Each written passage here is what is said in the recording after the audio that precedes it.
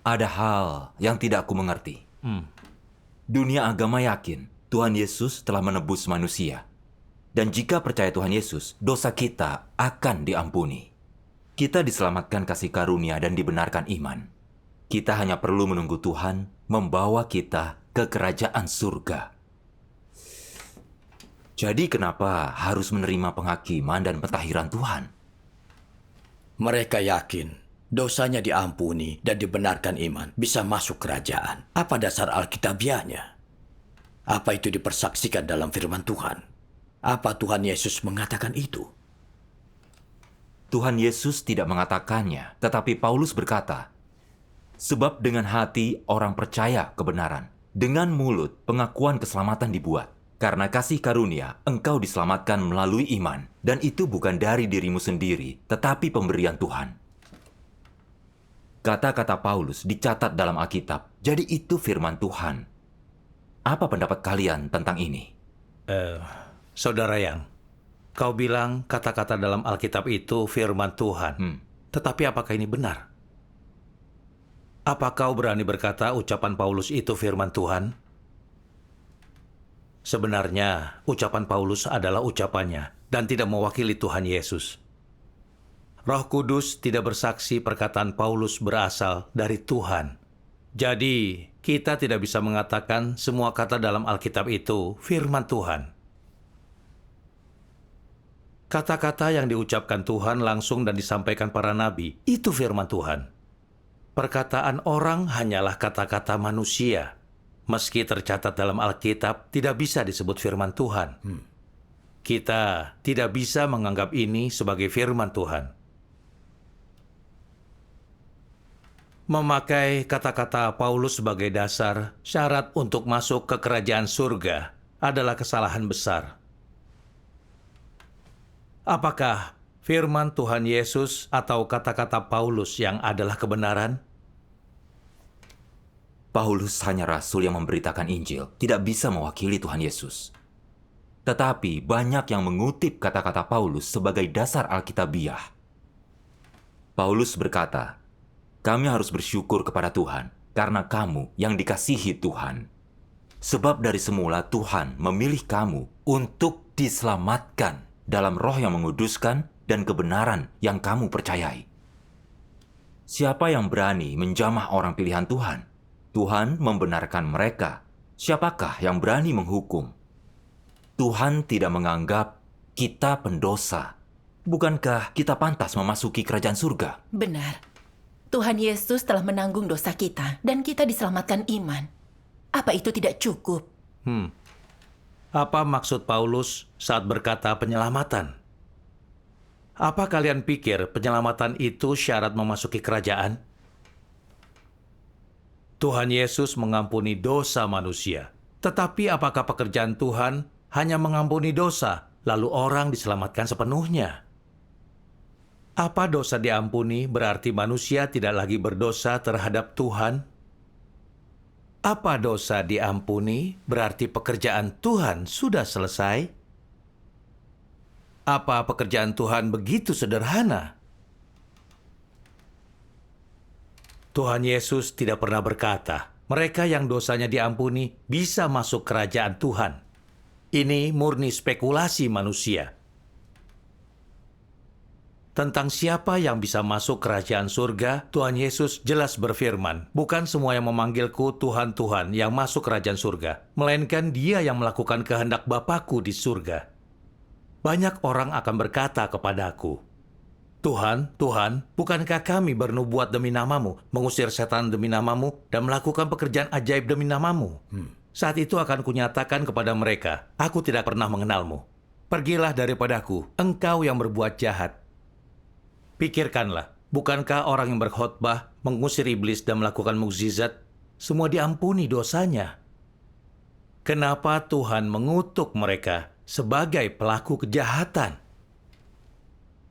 Firman Tuhan ini membuktikan, mereka yang hidup dalam dosa, sekeras apapun mereka bekerja, pada akhirnya tidak bisa masuk ke dalam kerajaan surga. Hanya orang yang melakukan kehendak Bapa yang bisa masuk. Jadi, Hanya mereka yang sungguh menaati Tuhan yang bisa masuk kerajaan. Persekutuan ini sesuai kebenaran. Benar sekali. Syukur kepada Tuhan. Mari kita baca firman Tuhan yang Maha Kuasa. Baiklah.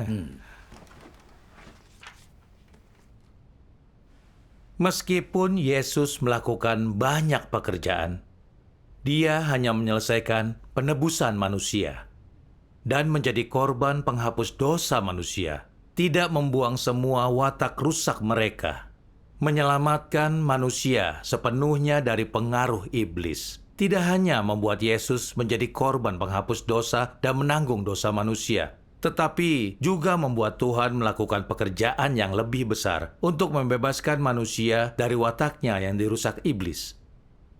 Jadi, setelah manusia diampuni dari dosanya, Tuhan datang kembali menjadi daging untuk membawa manusia memasuki zaman baru dan memulai pekerjaan hajaran dan penghakiman. Pekerjaan ini membawa manusia ke alam yang lebih tinggi. Semua yang tunduk di bawah kekuasaannya akan menikmati kebenaran lebih tinggi dan menerima berkat yang lebih besar. Mereka akan hidup dalam terang dan mendapatkan jalan, kebenaran, dan hidup. Amin. Amin. Akan kubacakan berikutnya. Sebelum manusia ditebus, banyak racun iblis yang tertanam kuat di dalam dirinya. Setelah ribuan tahun dirusak iblis, dia memiliki natur yang menentang Tuhan. Jadi, ketika manusia ditebus, itu hanyalah penebusan, di mana manusia dibeli dengan harga yang mahal. Tetapi, natur beracun dalam dirinya belum disingkirkan. Manusia yang tercemar harus diubah menjadi layak untuk melayani Tuhan. Melalui pekerjaan penghakiman dan hajaran ini, manusia akan menyadari substansi mereka sebenarnya yang najis dan rusak, dan mereka akan dapat sepenuhnya berubah dan menjadi tahir. Maka, manusia dapat dilayakkan untuk kembali menghadap takhta Tuhan. Semua pekerjaan yang dilakukan sekarang ini bertujuan agar manusia dapat ditahirkan dan diubahkan.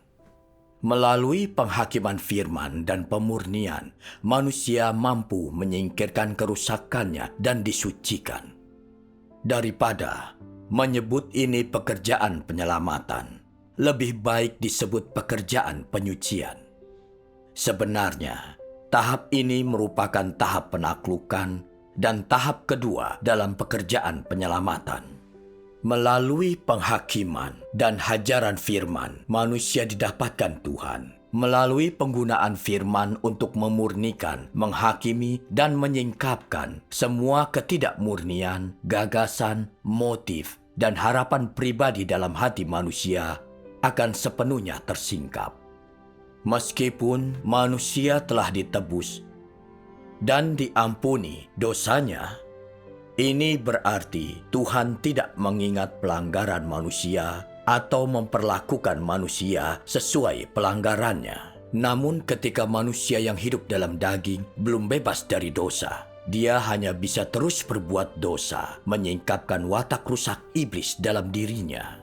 Inilah kehidupan yang manusia jalani, siklus tanpa henti berbuat dosa dan meminta pengampunan. Berbuat dosa di siang hari, mengaku dosa di malam hari. Maka, meski korban penghapus dosa selamanya efektif, itu tidak dapat menyelamatkan manusia dari dosa. Hanya separuh dari pekerjaan penyelamatan telah diselesaikan karena watak manusia masih rusak. Manusia sulit menyadari dosanya.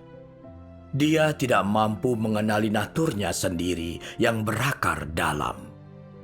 Dia mengandalkan penghakiman firman untuk mencapai ini.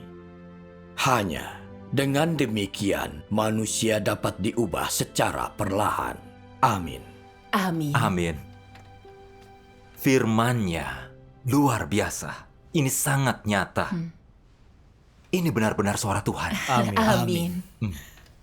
Aku mendapat banyak dari membaca firman-Nya hari ini.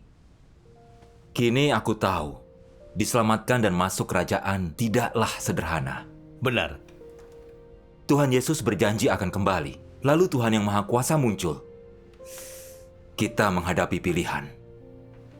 Aku harus membaca lebih banyak firman-Nya. Syukur kepada Tuhan.